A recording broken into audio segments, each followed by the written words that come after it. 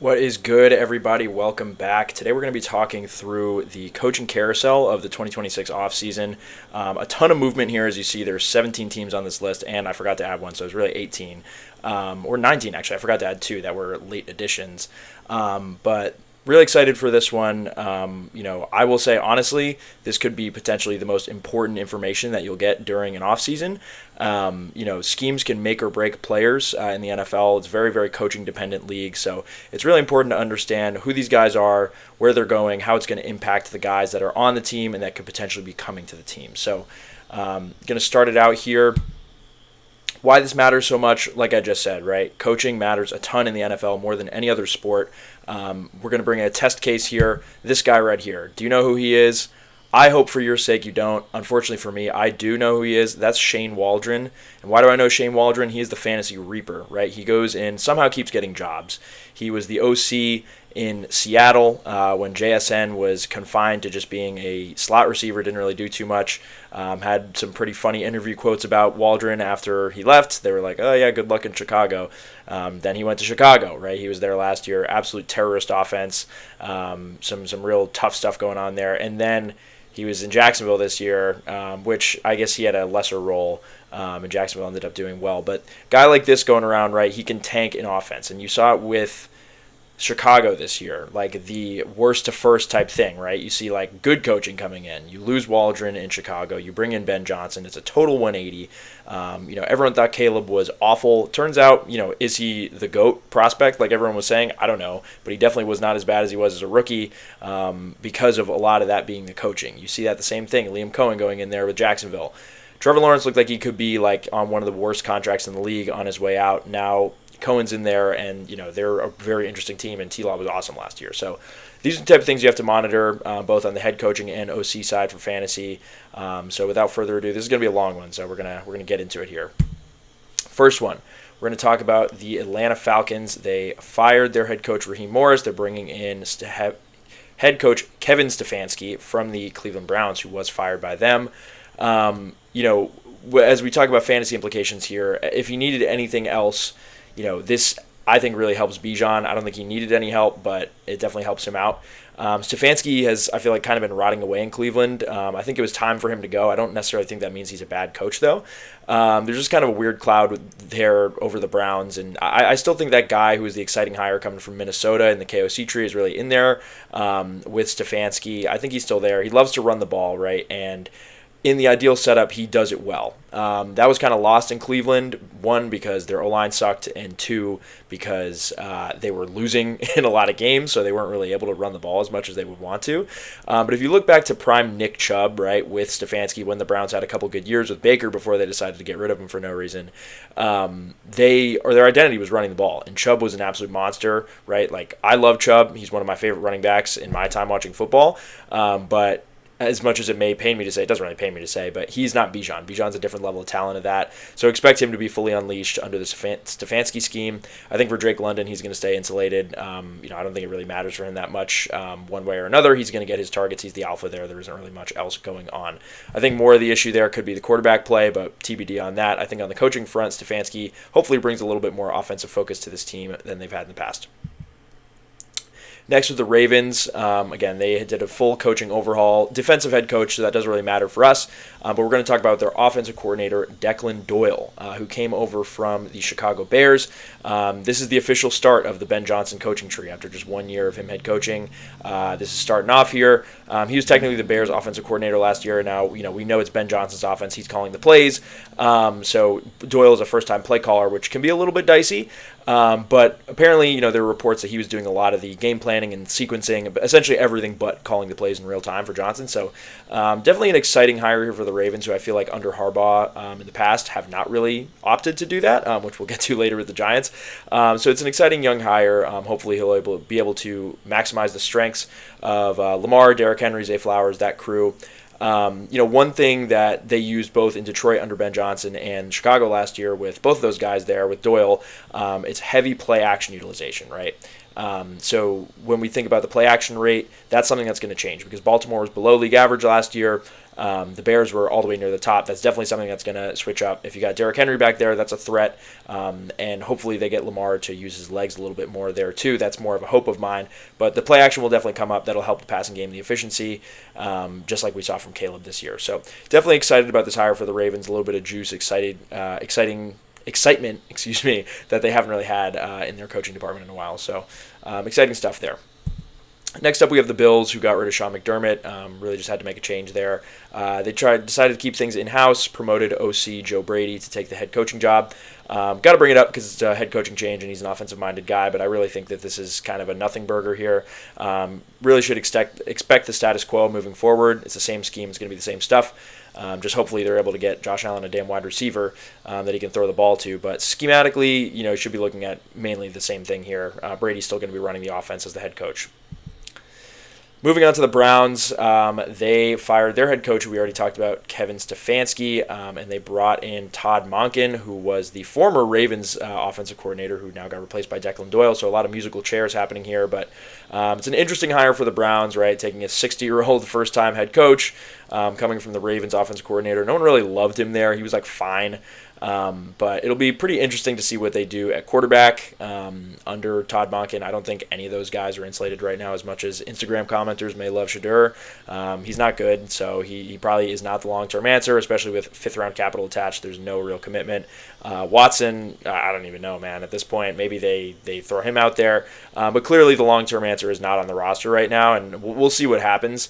But it'll probably change after this year, after some messy combo of Shedeur and Watson. But it is very funny overall, just thinking about this, and just kind of thinking about Brown's incompetence, that they passed on certain head coaching candidates so that they could appease and keep Jim Schwartz, a defensive coordinator who they really liked, because a lot of the head coaches they want to bring in their own staff. But by hiring Monken, who was cool with bringing in Schwartz as the DC, that pissed Schwartz off enough to where he left the team. So now they got not their idealized head coaching hire, and then also lose their defensive coordinator, who had a really good defense for them last year. So that's just peak Browns. They consistently amaze us with screwing things up.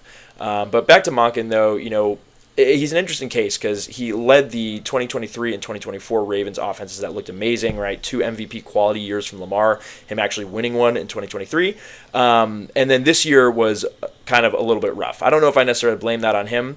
Lamar was in and out. There's some weird stuff going on there. Clearly some dysfunction in kind of the vibes, I would say, the vibes department.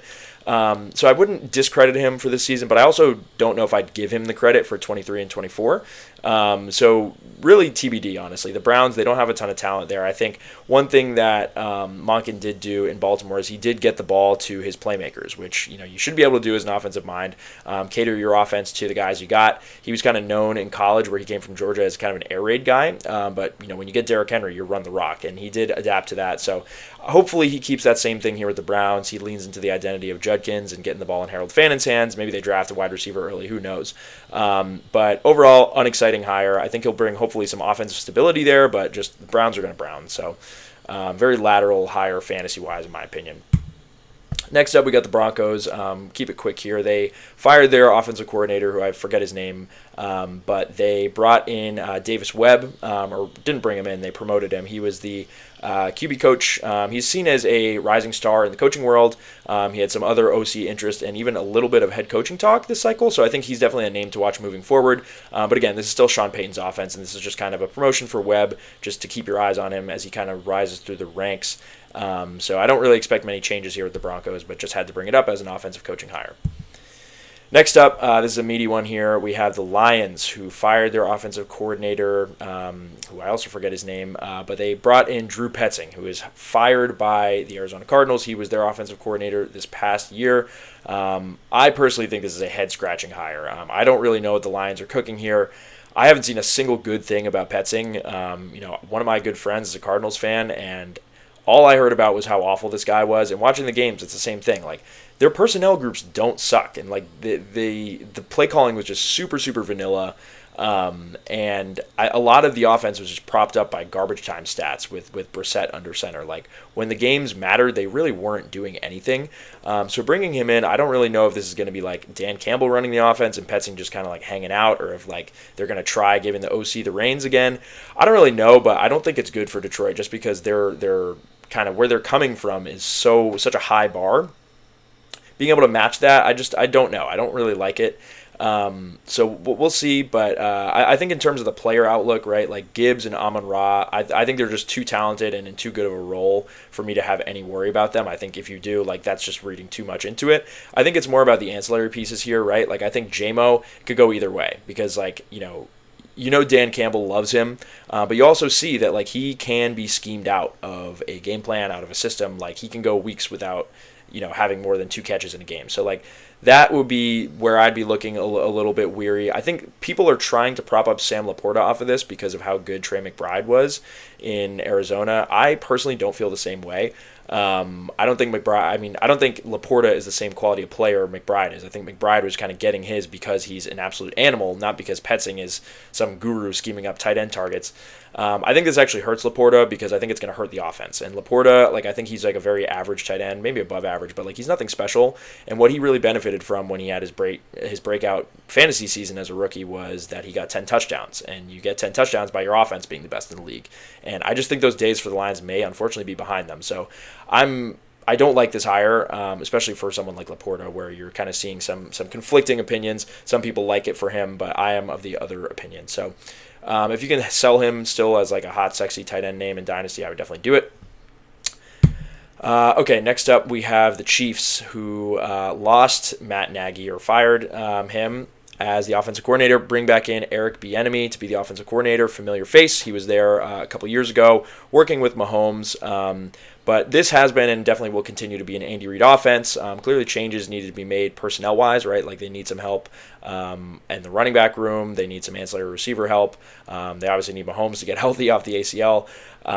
But I wouldn't expect crazy schematic changes tied to the OC change. I think Matt Nagy, he's kind of just like no fun, similar to Monken, like just not a good vibes guy. So maybe that'll help having Bieniemy back in there. But I don't really know if it means anything just looking through kind of the numbers. But it is interesting. I did see that the majority of Mahomes' best statistical seasons have come when Nagy wasn't there. It was when he left to go to the Bears, Mahomes was going crazy, and then it's been more of kind of a defensive identity since Nagy's been back. So and that's kind of also coincided with Bieniemy being there and not being there. So hopefully, maybe there's a little bit of magic there. Bieniemy brings back some of the Mahomes we know and love from early in his career. But I think for the most part, should stay the same. Maybe a bump up for their rushing attack, but we got to see what they do at running back. They're definitely going to make some changes there. So I think largely status quo for the Chiefs, which is not the case here for the next one, the Raiders. One of the most high-profile hires that we had in this cycle. So they brought in Clint Kubiak. They cleaned house with Pete Carroll and his staff. It was a total mess. Love Pete. Hopefully we can just forget last year happened. He never coached for the Raiders. We can just forget about it.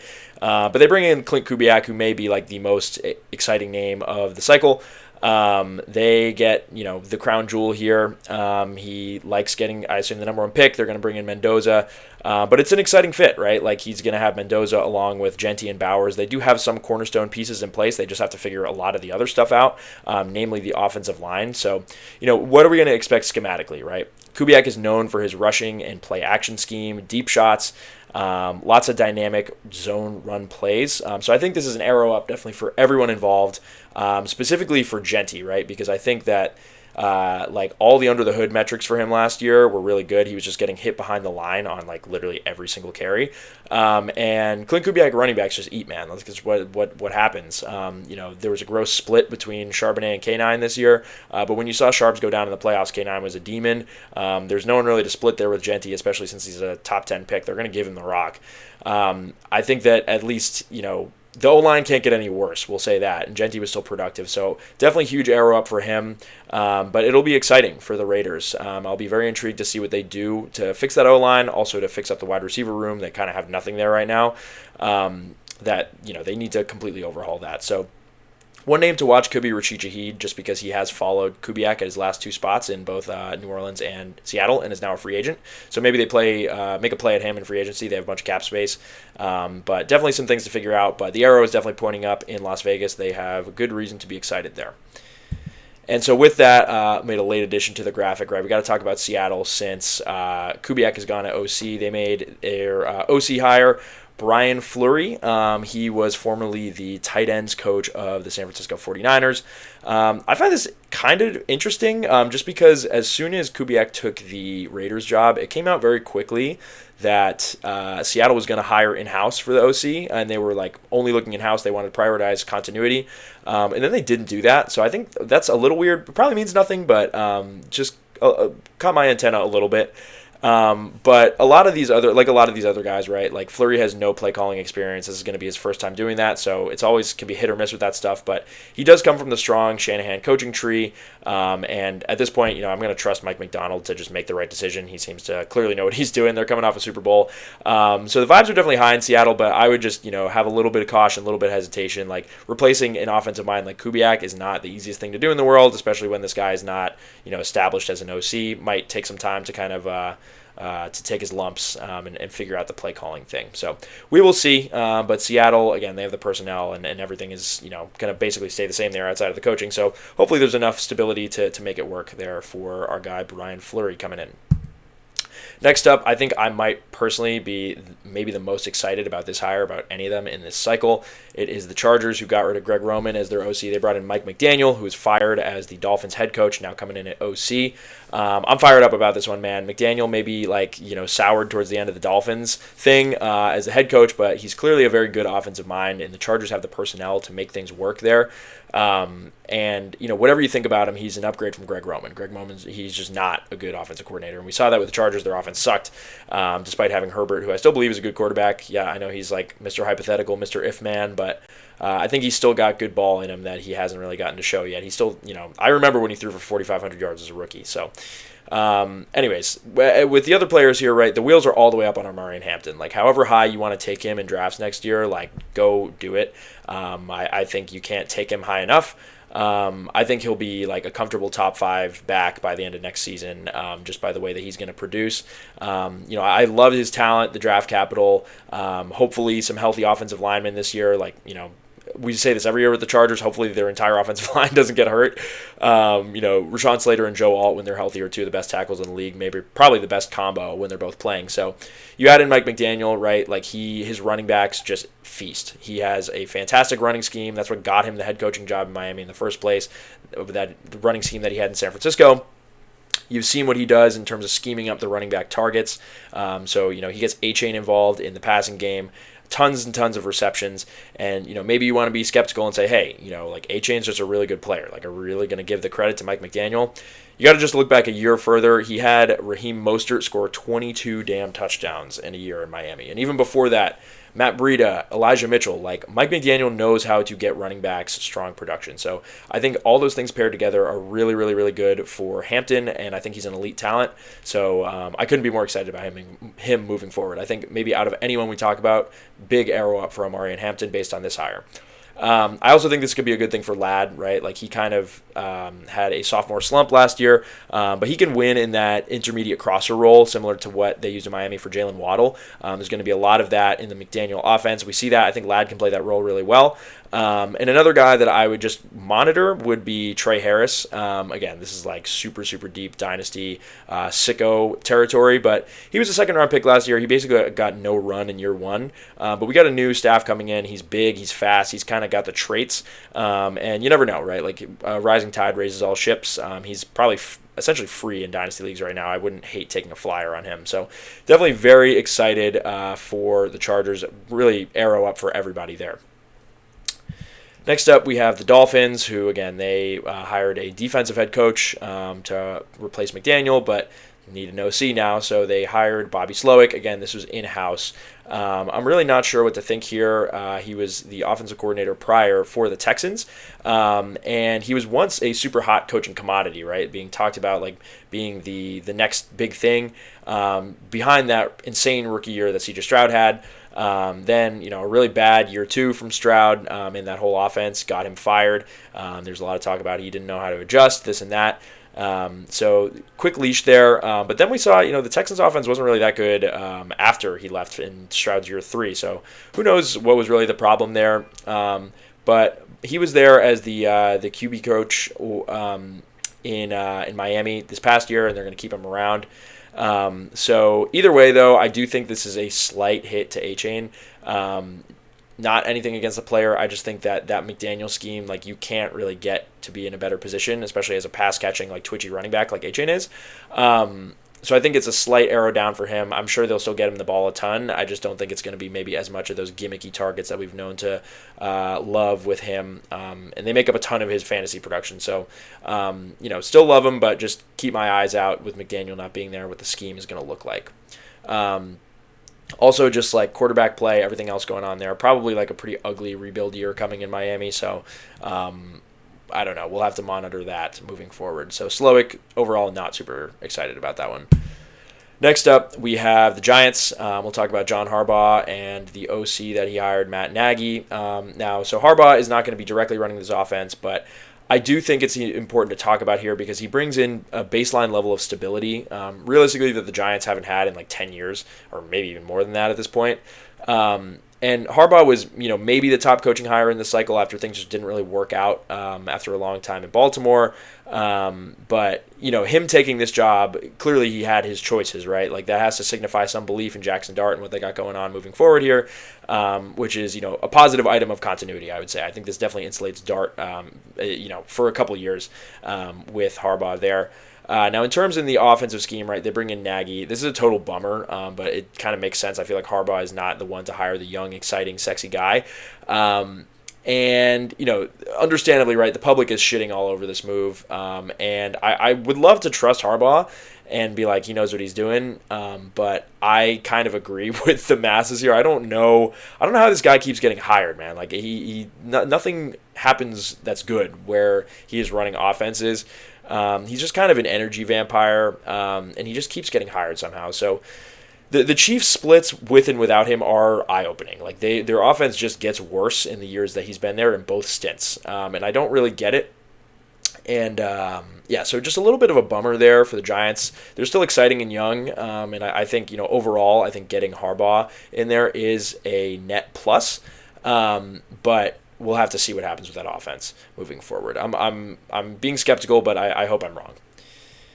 And then also, not pictured on this screen, they do bring in Greg Roman, who is also just making fun of with the Chargers, to be their run game coordinator. So they're just trying to build the worst vibes room for offensive coaching in the league. I don't know, man. I don't know if they're going to just try and run the ball a ton. I hope this doesn't impact Neighbors. But yeah, so tough news there for the G-Man. Next up, we have the Jets, who fired their offensive coordinator and basically everyone but their head coach, Aaron Glenn, and they brought in Frank Reich. Again, similar to the Browns. The Browns are going to Brown, the Jets are going to Jet. Super unexciting hire here who decided that they were done hiring the young guys. They want some experience. I don't know if it was really fair. They had like very few NFL caliber players last year. But now they bring in Frank Reich. Again, he's been a multi-time failed head coach in the NFL. But he has had success in the very long past. So it's been a while, but he has had success as an offensive coordinator way back in the day in Philly. So hopefully he can bring some baseline competence and stability to the offense, but I don't know. I think it'll be a lot more dependent on the personnel choices. Like, if they have awful quarterback, running back, receiver, O-line play again, that's not going to matter. So not much else here to say until they figure out what the hell they're doing with the actual players. Really, the only thing that seems to be figured out is Garrett Wilson, and outside of that, like, who knows? So Jets are going to Jet, but we'll see. Hopefully Frank Reich is a little bit of a stabilizing force there under head coach Aaron Glenn. Next up, we have the Eagles. One of the most anticipated OC hires of this cycle was Kevin Patullo being fired, which was obvious, had to happen. And the Eagles bringing in Sean Mannion. So this is an interesting hire. Former journeyman backup quarterback, me as a mid-20s guy. I remember him starting a couple random games late in the season when he was playing. But he's coming over after being the QB coach in Green Bay. And, this is his first OC shot. It's going to be his first time calling plays. And he enters a pressure cooker in Philly, man. Like, they can't have another year like they had last year. So he's only 33. It'll be interesting to see schematically what he brings to the table as a first-time play caller. He's under a lot of pressure, but also Patullo set the bar super low. So time will tell. But I do like, I mean, Jordan Love has played well in Green Bay. Even when Jordan Love was out, Malik Willis played well. And I don't know how much of that credit goes to LaFleur or Mannion, but the fact that he was the QB coach and the QBs definitely flourished there, that's something to keep an eye on. They're also already saying in Philly that Sirianni will have an influence over the plays, and if needed, but I don't really think that's going to happen. I mean, if there's any need for it, it would have been last year, and he didn't do that, which was a total train wreck. So I don't really think he's capable of doing that, honestly, which is crazy because he was hired as an offensive head coach. But if Mannion succeeds here, I think he'll be on his way up and out probably to another head coaching or to a head coaching position if he's able to make things happen for the Eagles. That seems to happen for their OCs. If they are good, they go get a head coaching job. If they're bad, they get fired. There's no real in-between staying power there. And I think if it doesn't work out, honestly, I think Sirianni's probably on the chopping block. So very much a make-or-break hire for the Eagles, but schematically, again, first-time play caller, could be totally hit or miss for Mannion, but he's well thought of in the industry, so a little bit of a different move that they had than Patullo last year. Next up, we have the Steelers, who bring in head coach Mike McCarthy and OC Brian Angelicchio. I hope I'm saying that right. Now, Mike McCarthy, just like Harbaugh, he's not going to be the primary catalyst of this offense, but it is a very funny hire for the Steelers after finally getting rid of Tomlin after 20 whatever years, how many it was. You pretty much just get like fat white Tomlin, who's probably a worse coach. So it's just a funny one. I saw a tweet saying that this hiring is like shitting your pants and then going and changing your shirt. It's very true, so that made me laugh, and I think that's how I feel about them bringing in McCarthy. So I don't envy the position of Steelers fans right now. You just got to rough it through, man. I don't know. You're gonna be mediocre, 8-9, 9-8 for the rest of your life. But with McCarthy in, I think there's a higher chance that we expect Aaron Rodgers back maybe, just because of that continuity. He's always a wild card, but I think there's a decent chance he does come back. If he doesn't come back, I bet they'd probably be one of the prime trade candidates for one of the veteran quarterbacks, someone like a Mac Jones or Malik Willis or even like a Kyler Murray. I could see the Steelers going after if they don't have Rodgers back. So if it is Rodgers back, I think schematically, right, he's going to dictate a lot of that no matter who the OC is. But if we think about Angelicchio coming in, right, he was the Vikings tight ends coach this year. Again, we don't really know what his scheme looks like because he hasn't had a scheme before, but he's worked under KOC. He's worked under McVay.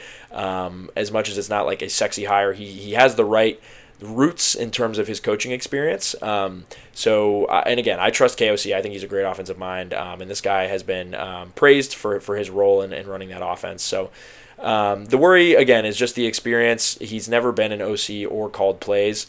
That can go one way or another. I think it can feel a bit similar, right, to like I'm a Patriots fan.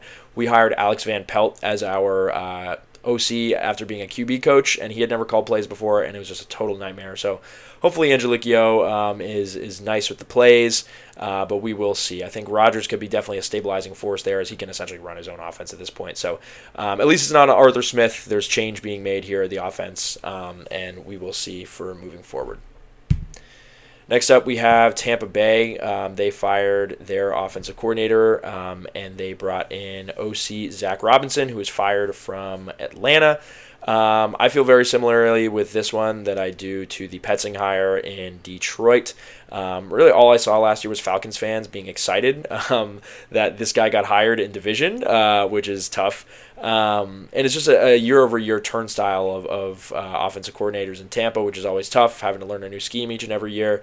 I'd say my takeaway here from him primarily would be like be wary of Bucky Irving. That's kind of my main take, right? Because we even saw it already last year before Robinson was there with Bucky. He got hurt. Sean Tucker did a good job while he was out. Bucky comes back, and Tucker retains the goal line role, which is a massive, massive blow to Bucky's value.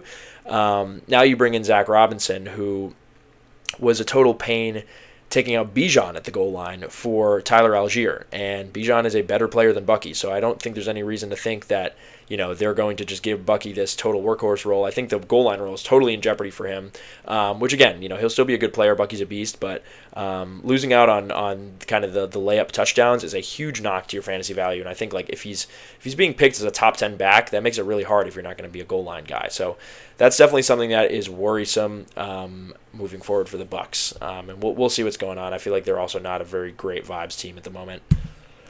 Next one, we have the Tennessee Titans, who hired Robert Saleh at head coach, obviously defensive, and bring in former New York Giants head coach Brian Daboll at OC.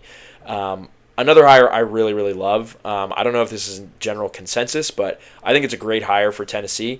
Daboll definitely did not click as a head coach in New York, but I think as an offensive mind, he's still someone that can really make an offense hum, and he definitely works well with quarterbacks. I mean, like Dart, that was his guy, and whether he gets the credit for it or not, like obviously he didn't because he got fired. The quarterback piece of it, I think Daboll really can do, and if you look back to his time as the OC in Buffalo, like he knows how to run an offense, maybe just not a head coach. I feel very similar here about Cam Ward. Call me crazy. I believe in him. I think he can really turn it around in year 2. He had a mess of a coaching staff in year 1. He had no offensive line, no weapons. It was just a total disaster. Granted, yeah, he didn't look great, but there were enough throws and highlights on tape that I'm like, yeah, I'm willing to hear out Cam Ward with Daboll actually running a real offense. I think the quick parallel would be Caleb Williams. Now, this is probably a lesser version of that. Daboll is not Ben Johnson, but I think just like some competency and like an actual offense and actual players coming in Tennessee, especially with all the cap space and draft capital they have, could be really exciting. So hopefully they're able to overturn this offensive line, get some real guys in there, maybe draft a receiver at number 4. I've seen a lot of Carnell Tate stuff, which would be fun because Ward throws a great deep ball. Tate's a great deep ball receiver. But overall, I think Arrow up in Tennessee, even though no one wants to think about them, I think they could be an interesting kind of year 2 jump team for Cam Ward because I do definitely still believe in him a bit. Next up, we have the Commanders. They lost their offensive coordinator, Cliff Kingsbury, or parted ways. There's a weird situation. And they hired also in-house offensive coordinator David Blau. Definitely an interesting one. He's 30 years old. He's a QB coach. Again, I remember this guy being a backup quarterback, getting starts for the Lions when they were terrible on Thanksgiving and people making fun of him. He was really bad as a quarterback. Hopefully he's a better offensive coordinator. But interesting one, again, in-house, and they hired him pretty much as soon as they got rid of Cliff, so they didn't really do like a big in-depth search, which means they definitely have a lot of confidence in him, which I hope is well-founded, right? This offense needs to figure it out after last year. Big step back after Jaden's huge rookie year. But at the very least, these young coordinators, they're exciting hires, right? Like I have no idea what kind of scheme Blau is going to bring. They're usually either really loud hits or loud misses when you hire these young offensive coordinators, but hopefully he can maximize Jaden Daniels' strengths, get Terry McLaurin back into shape, and bring this offense closer to what it was in 2024. But again, we just don't really know because he hasn't been a play caller before, so it can be totally hit or miss. Definitely a swing and an exciting one for the Commanders, and I'd like to see Jaden be good again because he's an exciting player. So we'll see. Don't have really any historical precedent for Blau. And last one talking about here is the Arizona Cardinals. Sorry, when I made the graphic, I forgot to include them in there, but we're including them here at the end. Sorry, Cardinals fans. So they brought in Mike LaFleur as their new head coach after firing Jonathan Gannon, who was a total nightmare. Again, another McVay guy gets his shot after hanging out under Sean McVay for a couple years in LA. He gets his head coaching shot in division with the Arizona Cardinals. Again, the offensive coordinator as well, which he's not going to call the plays since LaFleur is an offensive guy. It's Nathaniel Hackett, who's similar to Nagy. How the hell do these guys keep getting jobs? So hopefully he's not too involved. But if we think about Mike LaFleur here, right, he's another McVay disciple getting his shot. And it brings some excitement to the desert because they were not exciting. Petzing was terrible, and Gannon's a defensive head coach who had a terrible defense. So I'm excited for Cardinals fans. They definitely get an offensive head coach, which they haven't had in a while. And it'll be interesting to see what they do with the quarterback situation. I imagine Kyler's going to get moved. I wouldn't be shocked if we see a Malik Willis move here, if they maybe try to move up in the draft from 3. Who knows what they try to do. There's definitely going to be some change. I don't think they'll just run it back with Jacoby Brissett. But yeah, so we'll see. We'll see. Generally, the McVay guys, they're going to use a similar version of the McVay system, but with their own kind of spin on it. So we don't know what exactly to expect, but hopefully a lot more, 11 personnel, utilizing Trey McBride in space, maybe hopefully some sort of rejuvenation from Marv. But I think there's reason for optimism, right? Like the Petzing play calling was super vanilla. They were propped up by garbage time stats, and hopefully, LaFleur can bring some more excitement into this offense, which they haven't had in a few years. So that is all for me today. I know a long video here, but this is an important one, man. You got to get the coaching stuff right and understand, what's good, what's bad about these guys that are changing positions, because it can make or break some of these ancillary fantasy pieces. The top elite guys, and not even all of them, but most of them are insulated no matter who they have as a coach. But a lot of these guys around the fringes, their seasons can be made or broken by the scheme that they are put into. So hopefully you guys enjoyed. We're going to have more content obviously coming throughout the channel over across the entire offseason here. And this is one, if you come back to this video in August when it's draft season, I think it'll be pertinent because we want to think about these coaches when we think about the players. It's not about looking back at last season. It's about looking forward, how these schemes change, how we're going to, project out 2026. So, hope you guys enjoy. Let me know what you think about these hires. If there's any you really like, really don't like in the comments. Please subscribe for more, and I will see you in the next one.